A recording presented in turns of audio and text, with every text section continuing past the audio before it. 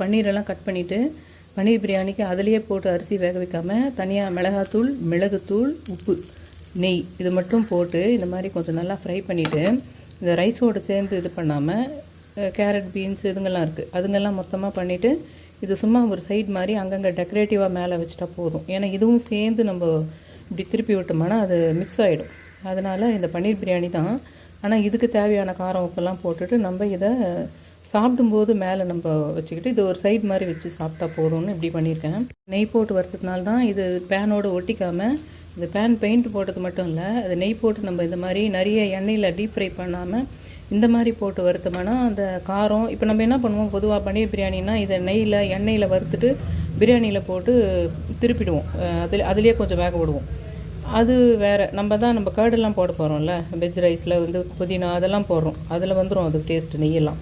இது நம்மளுக்கு எப்படின்னா மிளகாத்தூள், மிளகுத்தூள், உப்பு இதெல்லாம் போட்டு இதுக்குள்ளே ஏறுற மாதிரி இதை ஃப்ரை பண்ணிவிட்டு ஒரு பக்கம் கொஞ்சம் விட்டு இன்னொரு பக்கம் கொஞ்சம் ஸ்லோவாக திருப்பி இப்படி பண்ணிவிட்டு அப்போ இதை ஒரு சைடாகவே வச்சு சாப்பிட்ணும்.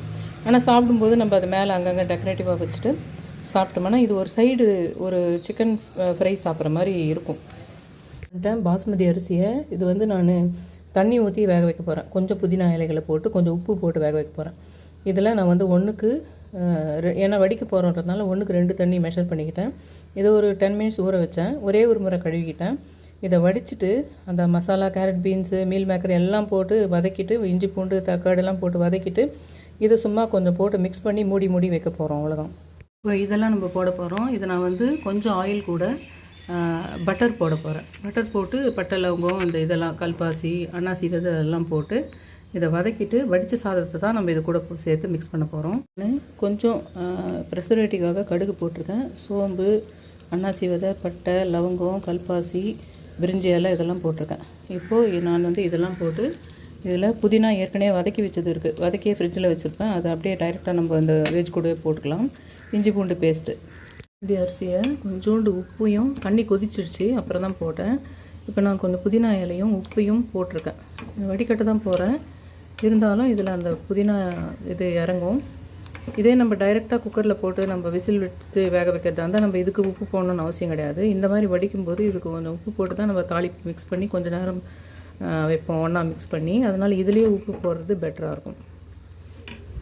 ஃபஸ்ட்டு இஞ்சி பூண்டு பேஸ்ட்டு ரொம்ப வசிக்கக்கூடாது. இஞ்சி பூண்டை இதை கொஞ்சம் வதங்கின பின்னாடி அப்புறம் நான் வெங்காயம் இதெல்லாம் போடுறேன்.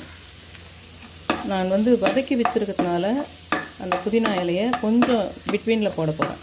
அது வதக்காமல் இருந்திருந்தானா இப்போவே போட்டிருக்கணும். பட்டரில் இஞ்சி பூண்டு போட்டு வதக்கிறதுனால அது ஒரு அசைவ ஸ்மெல்லே வந்துடுது.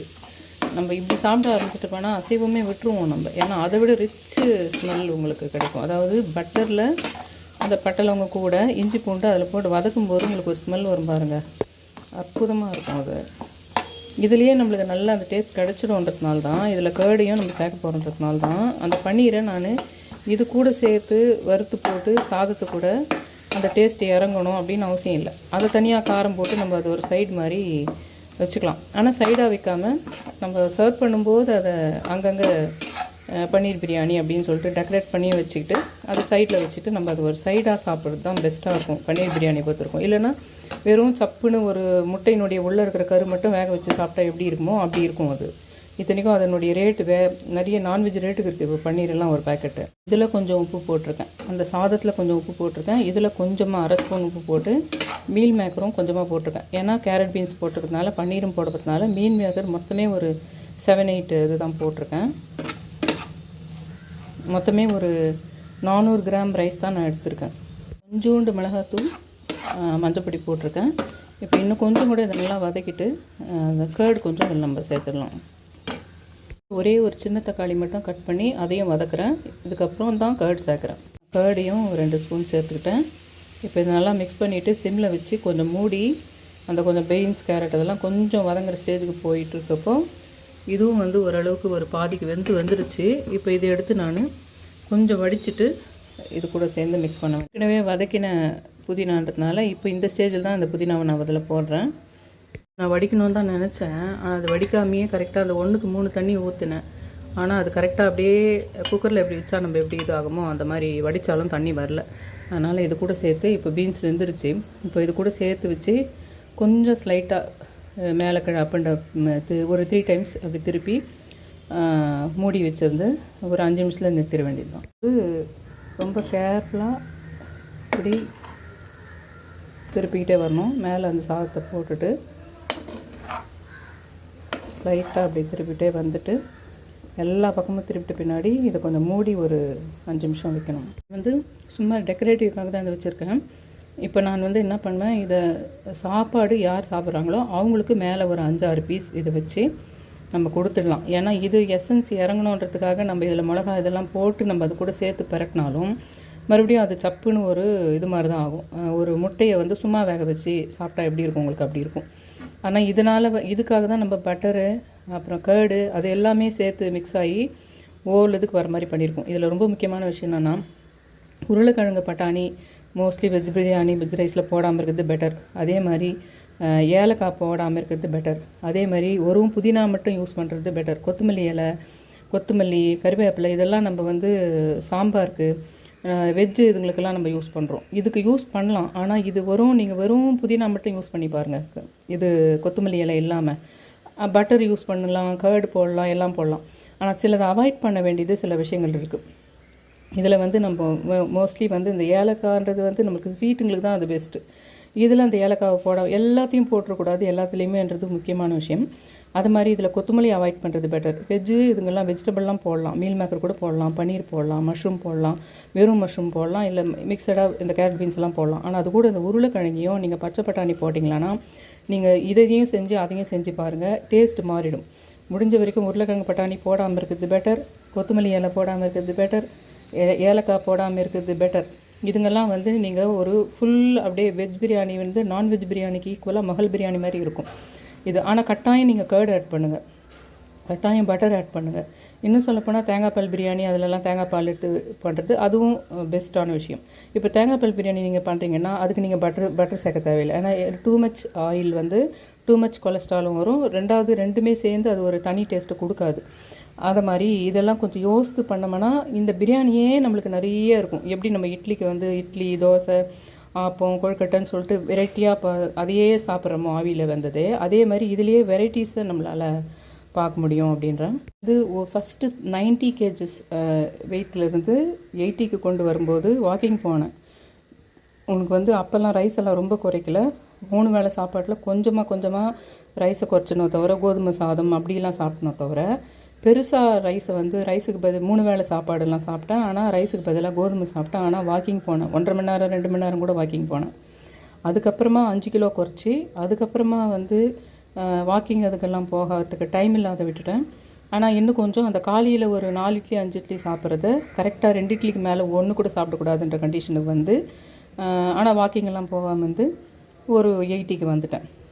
அதுக்கப்புறமா தான் நான் சொன்னது 7 கிலோ குறைச்சேன் லாஸ்ட் 2 மாதத்துலன்னு சொன்ன பாருங்க. அதெல்லாம் அந்த ஒரே 2 வேளை சாப்பாடு, ஒரு வேளை மட்டும் 3 இட்லி, மற்ற சமயத்தில் வந்து மதிய சாப்பாடையும் நைட் சாப்பாடையும் சேர்த்த மாதிரி ஒரு சாப்பாடு. அது எப்படின்னா வரகரிசி. இன்னும் சொல்லப்போனால் அந்த 2 மாதத்தில் நான் வேகமாக குறைச்சதுக்கு காரணம், மதிய சாப்பாட்டுக்கு பதில் இன்பிட்வீனில் மதியத்துக்கும் நைட்டுக்கும் இன்பிட்வீனில் சாப்பிடுவேன். அது எப்படின்னா நம்ம மசியல், கீரை மசியல், கருணக்கிழங்கு பொரியல், குருமா, சைடில் ஒரு பொரியல் இப்படிலாம் இருக்கும் இல்லைங்களா, அதெல்லாம் ரைஸ் போட்டுக்காமல் ஒரு பவுலில் அந்த குழம்பையே ஃபுல்லாக எடுத்துக்கிறது. சாம்பார் நிறைய காய் போட்ட சாம்பார் ஒரு பவுலில், இன்னொரு பிளேட்டில் அதுக்கான வெஜ் நம்ம என்ன சாப்பிடுவோம், வெண்டைக்காய், பீன்ஸ் பொரியல் எதனா வச்சு சாப்பிடுவோம். அதை மட்டுமே ஒரு மாதம் சாப்பிட்டதுனால தான் வேகமாக 5 கிலோ குறைஞ்சிது. எப்படி ஒரே மாதத்தில். அதுக்கப்புறம் நைட்டுக்கு வந்து ரொம்ப பசி எடுத்தால் ஒரே ஒரு தோசை சாப்பிட்டேன், அப்படி பண்ணிட்டு இருந்தேன். அதுக்கப்புறம் என்ன பண்ணேன், இதெல்லாம் வரகரிசி, அப்புறம் களி, வரகரிசியும் கேழ்வரகும் போட்ட களி, அதெல்லாம் மட்டும் அதுக்கு பதில் அந்த மதிய சாப்பாட்டுக்கு பதில் சாப்பிட ஆரம்பித்து நைட்டு சாப்பாட்டையும் குறைச்சேன். நைட்டு தோசையும் 1 தோசை, ஒரு காஃபி கூட ஒரு முறுக்கு சாப்பிட்றது, அதையெல்லாம் கூட குறைச்சி அதுக்கு பதில் ஃப்ரூட்ஸ் சாப்பிட ஆரம்பித்தேன். 7 கிலோவிலிருந்து இன்னும் கூடுதலாக ஒரு 2 கிலோ குறைச்சிருக்கேன். அதாவது ஓவரால் 9 kgs. எப்படின்னா நைட்டில் ஒரு தோசை சாப்பிட்றதோ, இல்லை காஃபி கூடலாம் முறுக்கு, கொஞ்சம் அரேபியன் பக்கோடா அந்த மாதிரி சாப்பிட்றது அதெல்லாம் கூட விட்டுட்டு அதுக்கு பதில் அதாவது ஸ்வீட்டுக்கு பதிலாக ஃப்ரூட்ஸு, மெயினாக கிரேப்ஸ் சாப்பிட ஆரம்பித்தேன். இந்த சம்மருக்கு அதுவும் ரொம்ப பசியாக இருந்ததுன்னு வச்சுங்களேன், ஒரே ஒரு கைப்பிடி எடுத்துனானா எவ்வளோ கிரேப்ஸ் வரும், ஒரு 7-8 கிரேப்ஸ் வரும். சீட்லெஸ் கிரேப்ஸ் எடுத்துக்குவேன். அதை எடுத்துக்கிட்டு கொஞ்சோண்டு சுடு தண்ணி குடிச்சிடுவேன். அந்த மாதிரி செய்ய ஆரம்பித்த பின்னாடி என்ன ஆச்சுன்னா, சுகர் வந்து ஒரே ஒரு 20 மட்டும் ஏறிச்சு. ஆனால் உங்களுக்கு ஹெல்த்தி அதனால் ஏறுது உங்களுக்கு. அது நான் முறுக்கு அதெல்லாம் சாப்பிட்டு ஏறதை விட, தோசை சாப்பிட்டு ஏறதை விட இது பெட்டரு, ஏறினா கூட பரவாயில்ல அப்படின்னு பண்ணிகிட்டே வந்தேன். இந்த மாதிரி பண்ணும்போது என்னாச்சுன்னா, கொஞ்சம் வீட்டில் க்ளீனிங் ஒர்க்கு இதெல்லாம் பண்ண கொஞ்சோண்டு எக்ஸசைஸ் வந்ததுனால இப்போ நான் ஃபஸ்ட் டைமாக வந்து இன்சுலின்லேருந்து மாத்திரை சாப்பிட்டுட்டு 2 வேளை மாத்திரை சாப்பிட்டு இந்த டயட்டெல்லாம் ஃபாலோ பண்ணி வித்தவுட் எக்ஸசைஸு 7 கிலோ குறைச்சி உங்களுக்கு வந்து எம்டி ஸ்டமக்கில் நார்மலாக இருக்கும் 110 தான் இருக்கும். ஆனால் 2 வேளை மாத்திரை சாப்பிட்டு இருக்கும். இப்போ நான் ஒரு வேளை மாத்திரை விடுற அளவுக்கு இன்றைக்கி 70க்கு போயிடுச்சு. எம்டி ஸ்டமக்கில் 70க்கு போயிடுச்சு. ஒரு வேளை மாத்திரை விட்டுட்டேன். அதனுடைய செலிப்ரேஷன் தான் இது. இப்போ நான் இந்த ரைஸையே வந்து இன்றைக்கி எடுக்கிறேன். ரொம்ப உங்கள்கிட்ட ரிக்வெஸ்ட் பண்ணி கேட்டுக்கிறேன், தயவு செஞ்சு லைக் பட்டன் ப்ரெஸ் பண்ணி ஒரு 2-3 பேருக்கு ஷேர் பண்ணி சப்ஸ்கிரைப் பண்ணுங்கள் அப்படின்னு சொல்லிட்டு ரொம்ப ரிக்வெஸ்ட் பண்ணி கேட்டுக்கிறேன். லைக் பட்டன் ப்ரெஸ் பண்ணுங்கன்னு சொல்லிட்டு ரொம்ப ரிக்வெஸ்ட் பண்ணி கேட்டுக்கிறேன். அந்த பெல் பட்டனையும் ப்ரெஸ் பண்ணுங்கள்.